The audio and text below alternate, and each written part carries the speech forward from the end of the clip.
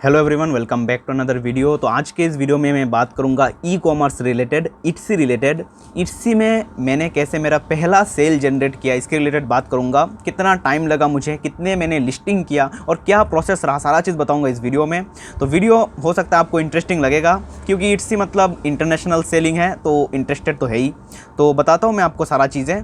तो चलिए वीडियो को अभी शुरू करते हैं। इट्सी में जो सेलिंग करना है वो तो मुझे बहुत पहले पता था, लेकिन क्या सेल करना है वो उसके रिलेटेड मुझे बहुत सारा डाउट था, क्योंकि इट्सी में ज़्यादातर हैंडमेड चीज़ें सेल होता है और इट्सी में ऐसे आपको कोई गैजेट या फिर जो मैन्युफैक्चर्ड चीज़ है वो तो आपको सेल नहीं करने देंगे, वो लोग आपको ब्लॉक कर देंगे।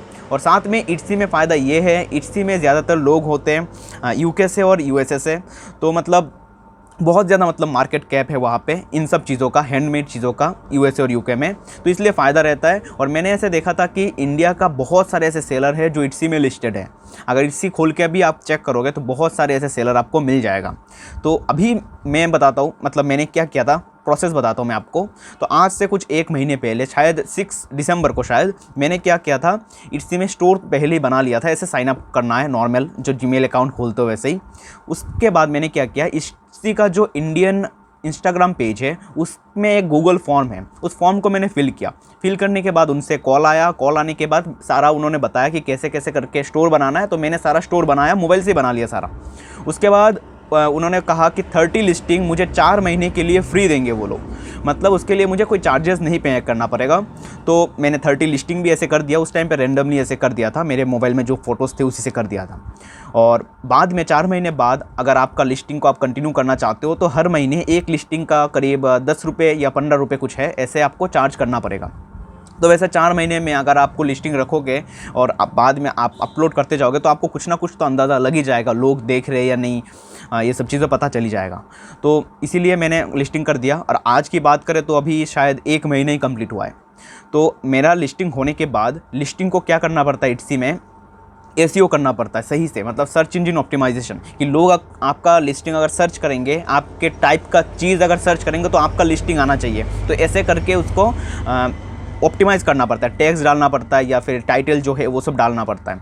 और क्वालिटी, फ़ोटोज़ की क्वालिटी अच्छी होनी चाहिए, बहुत सारे फ़ोटोज़ यूज़ करना चाहिए, ऐसे करना पड़ता है। डिस्क्रिप्शन, सारा चीज़, मतलब एसईओ पूरा कंप्लीट करना पड़ता है। तो मुझे टाइम नहीं मिल रहा था एसईओ करने का, तो मैंने क्या किया था, एक ही लिस्टिंग का एसईओ किया था और बाकी का एसईओ किया ही नहीं था, ऐसे ही रैंडमली डाल दिया था मैंने। मतलब उसका टाइटल भी नहीं था उसमें, ना ये जो सिलेक्शन के ऑप्शंस आते हैं ना, कि कलर सिलेक्शन हो या वेरिएशन का जो ऑप्शन आता है, वो भी मैंने नहीं डाला था। बस एक लिस्टिंग को मैंने क्या किया था, ऑप्टिमाइज़ किया था, थोड़ा बहुत शिपिंग विपिंग डाल दिया था उसमें, और बाकी चीज़ों में कुछ नहीं डाला था। तो क्या हुआ, और एक चीज़ आपको बता देता हूँ, इट्सी में हमें जीएसटी की ज़रूरत नहीं पड़ता, जीएसटी नहीं ज़रूरत होती इट्सी में। आपका बस पेपल अकाउंट अगर हो तो पेपल को अगर कनेक्ट करोगे आप तो हो जाता है। लेकिन पेपल का जो एटीएम कार्ड है आपका, उसमें इंटरनेशनल ट्रांजैक्शन एक्सेप्ट होना चाहिए। मेरा एसबीआई का कार्ड था और एसबीआई का एक एसएमएस करने से वो एक्टिवेट हो जाता है, तो मैंने कर लिया था उसी टाइम पे। वो जो फ़ोन में बात कर रहा था उसी टाइम पे मैंने कर लिया था। जब एक्टिवेट करने के बाद सारा चीज़ मतलब पेपाल के थ्रू कनेक्ट हो जाता है, तो आपको लिस्टिंग भी फ्री मिल जाता है 4 महीने के लिए, 30 लिस्टिंग। और आपका अगर कोई ऑर्डर करेगा तो डायरेक्ट जो पेमेंट है वो पेपाल में आ जाता है। तो मैंने एक लिस्टिंग को एसईओ किया था और कुछ दिन बाद, अगर बात करूँ एग्जैक्ट डेट, तो 26 या 27 दिसंबर को मेरे पास एक ऑर्डर आया। वो ऑर्डर ऐसे कुछ, मतलब डॉलर की बात करें तो $50 के आसपास था, ऐसे कुछ ऑर्डर आया। मैंने तो ऐसे ही रेंडमली डाल दिया था नंबर, वो मैंने सही से ऑप्टिमाइज़ भी नहीं किया था कि सही में मतलब सर्च करके देखूँ कि ऐसा प्रोडक्ट कितने पैसे में लोग बेच रहे हैं, कुछ नहीं किया था, मैंने ऐसे ही डाल दिया था। लेकिन ये था कि नहीं, मैं प्रॉफिट में रहता, अगर ये चीज़ को मैं यहाँ से सेंड करूँ तो प्रॉफिट में रहूँगा मैं। तो अभी अगर बात करूँ तो $50 जो मेरे अकाउंट में आया वो आया करीब 3200 के करीब।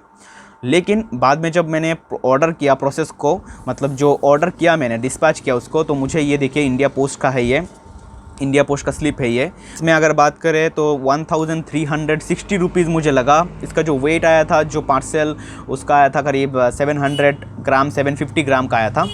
और ये जा रहा है मेरा न्यूयॉर्क, यूएसए।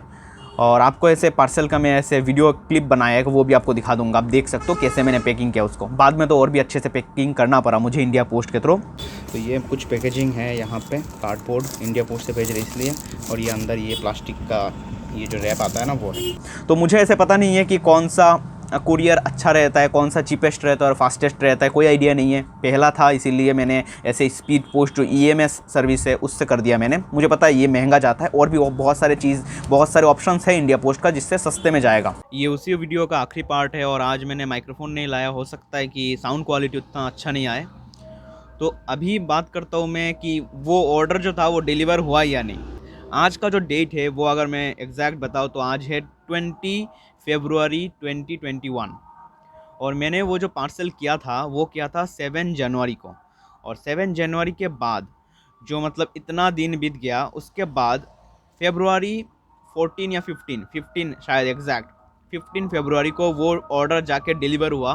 उसका जो इंडिया पोस्ट वाला स्क्रीनशॉट है वो हो सकता है तो आपको मैं दिखा दूंगा, उसमें आप देख सकते हो कि कितना ज़्यादा लेट किया है। इतना ज़्यादा क्यों लेट हुआ है उसके पीछे मुझे नहीं पता, कोई मतलब रीज़न क्या है या फिर ऐसा नॉर्मल चीज़ है, क्योंकि मैंने तो बहुत सारे ऐसे लोगों का वीडियो देखा जहाँ पे 10 दिन में डिलीवर हो जाता है, लेकिन मेरे केस में इतना ज़्यादा दिन लग गया, वो मतलब अनएक्सपेक्टेड था।